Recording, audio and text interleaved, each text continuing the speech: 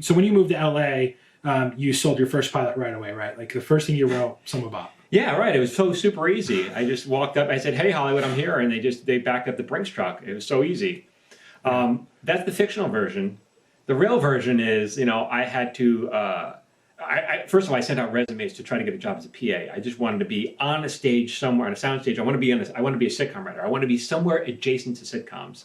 And I sent out tons of resumes, and no one wanted to hire me. And finally, after that's when I was working at the yogurt store. Finally, my roommate said, "Listen, you're just sitting here. Why, you can work at the yogurt store at night. During the day, why don't you just tell them you'll work for free?"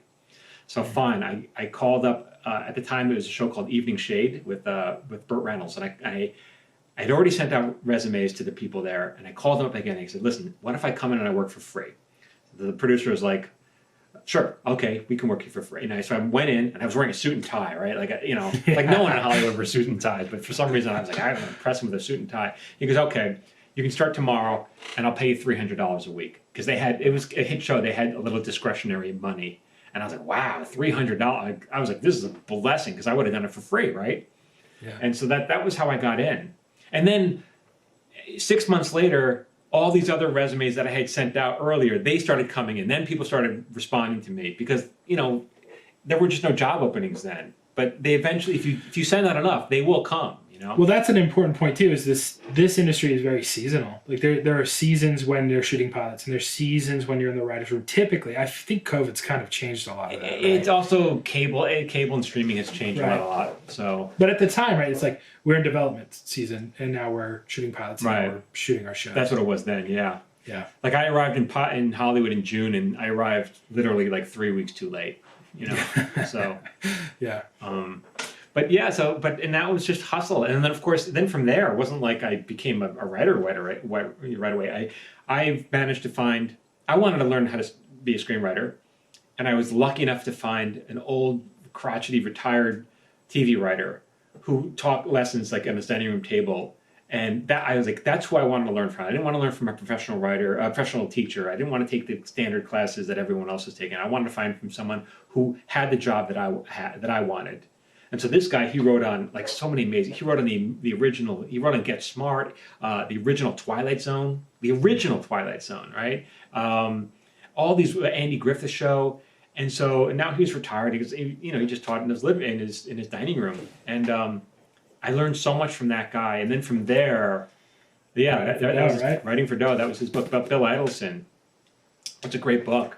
And then from there, I managed to, write enough good spec script, and I managed to get an agent, and then my agent teamed me up with another writer who, and I wrote a story about this actually, and I was like the new hot baby writer. She actually hires, she brings on, they don't hire, an agent like signs a new baby writer every year, and she blew a lot of smoke up my ass. "You're the baby, I'm going to turn you into a showrunner, you're going to be a star, in 3 years you're going to have your own show." And I was like, oh my God, this is amazing.